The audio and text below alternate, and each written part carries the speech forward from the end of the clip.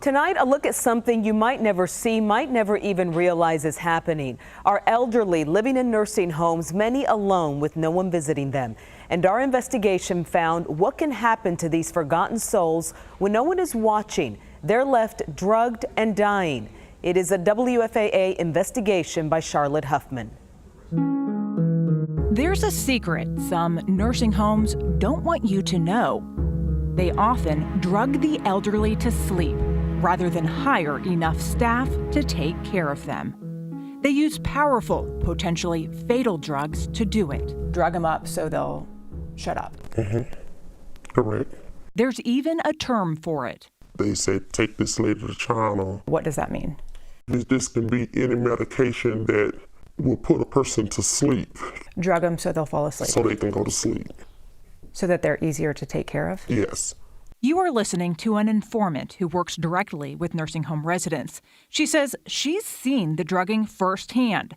We're hiding her identity because she fears retaliation. The families, they have no idea. They have no idea. We found far too many Texas nursing homes are drugging the elderly, and they're going to extreme measures to hide it.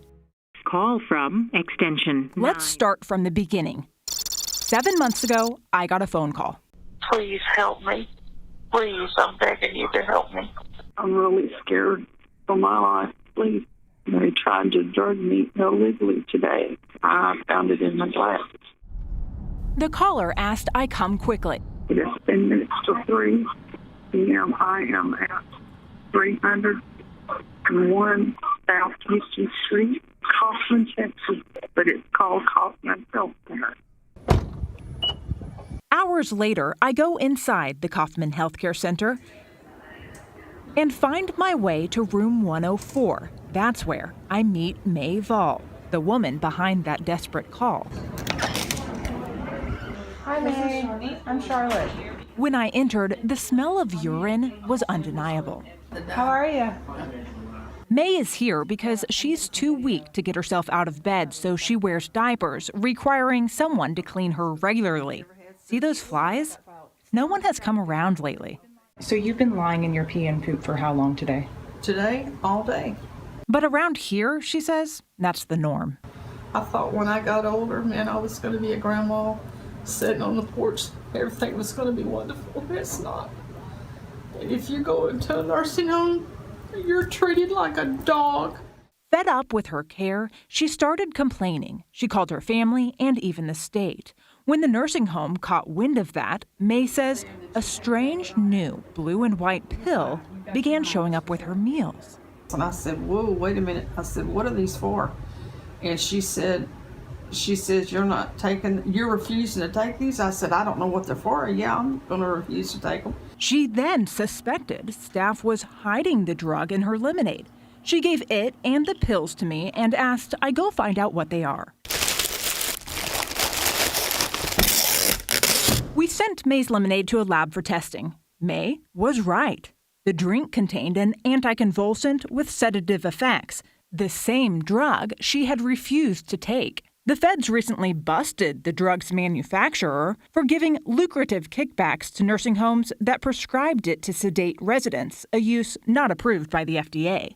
A few days later, look at what May recorded.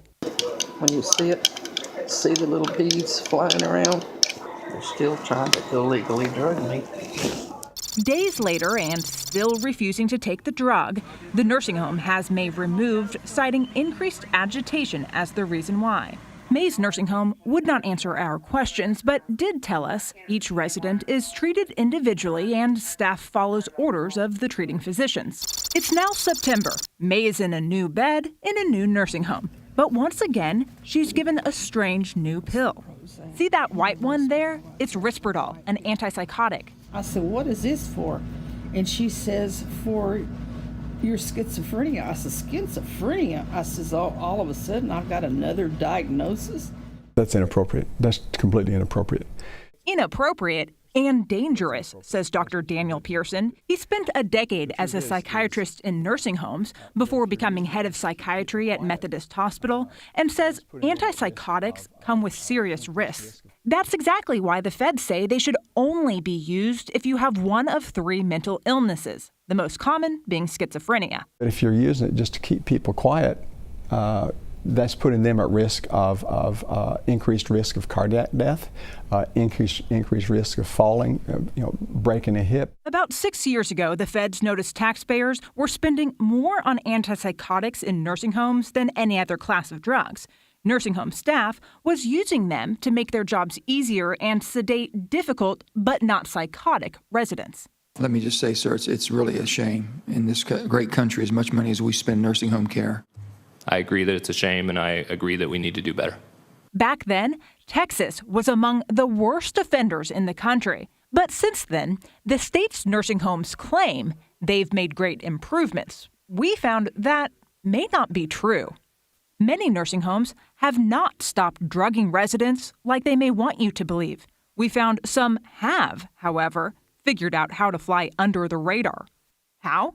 Just justify the prescriptions by diagnosing residents with psychotic conditions. Does it surprise me? Probably not. Are those diagnoses appropriate? Probably not.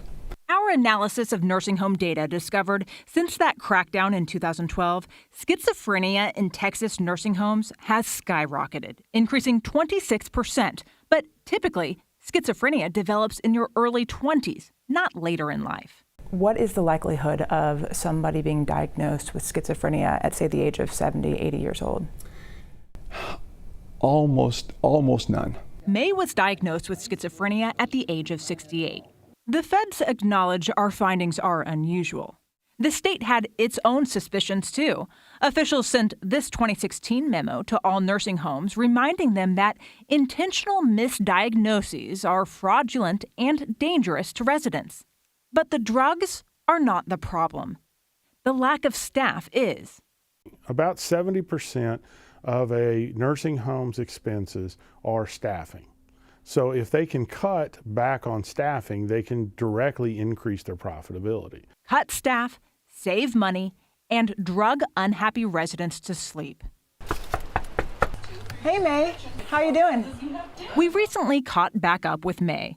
She's now living here at home with family who didn't want her in a nursing home anymore. To all nursing homes and their staff, she had this final message. Would you want to be drugged and knocked out? Would you want your mind destroyed? Would you want that done to you? I don't. I don't think you would either. Well, if you have family in a nursing home, we're here to help. Right now, you can go to our website and see which nursing homes are the worst offenders and what percentages of their residents are on antipsychotic drugs when they shouldn't be. But, doctors say the number one thing you can do is find out what your family member is being prescribed and why. And if the nursing home won't answer your questions, call us. We'll see if they'll answer ours. Charlotte Huffman, Channel 8 News. Thank you, Charlotte.